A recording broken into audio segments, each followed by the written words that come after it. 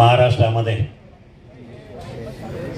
एक आगळं वेगळं चित्र आज आपण या ठिकाणी बघायला मिळतं।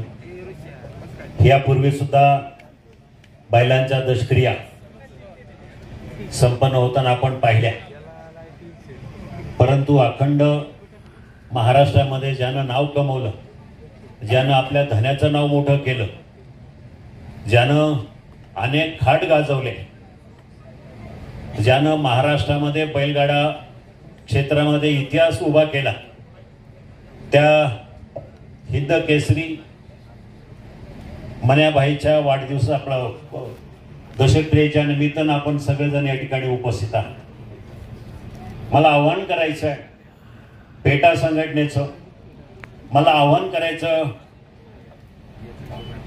जे ॲनिमल वेलफेअर बोर्ड जे सातत्यानं आमच्या बैलगाडा शर्यतीला विरोध करतात, सुप्रीम कोर्टामध्ये आणि हायकोर्टामध्ये येऊन पहा, आमच्या बैलाची काळजी आम्ही घेतो की तुम्ही घेता।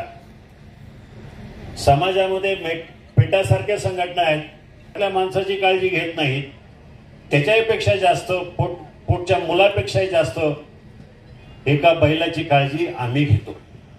आजचं चित्र जर आपण पाहिलं, मी आवर्जून राजू शेठ जवळेकर आणि बाळासाहेब जवळेकर यांचा उल्लेख करेन। महाराष्ट्रामध्ये जे पहिल्या 10 नंबरमध्ये जे गाड्या आहेत त्यामध्ये ह्या कुटुंबाचा उल्लेख केला पाहिजे। बाळासाहेब आणि राजू शेठ जवळेकर यांचा बैलगाड्याच्या क्षेत्रात आताच मंगलदास बांदल बोलले, आपल्याला बोलायला सोपं जातं, परंतु बैलगाडा क्षेत्राचा प्रवास तुम्ही पहा, तुम्ही आठवा। 30 वर्षापासून 35 वर्षापासून या क्षेत्राशी मी संबंधित आहे। ह्या बैलगाडा क्षेत्रासाठी आपण भले जरी म्हणाल असा तरी काय काय लोकांनी काय काय केलं हे बैलगाडा मालकांनाच माहिती आहे।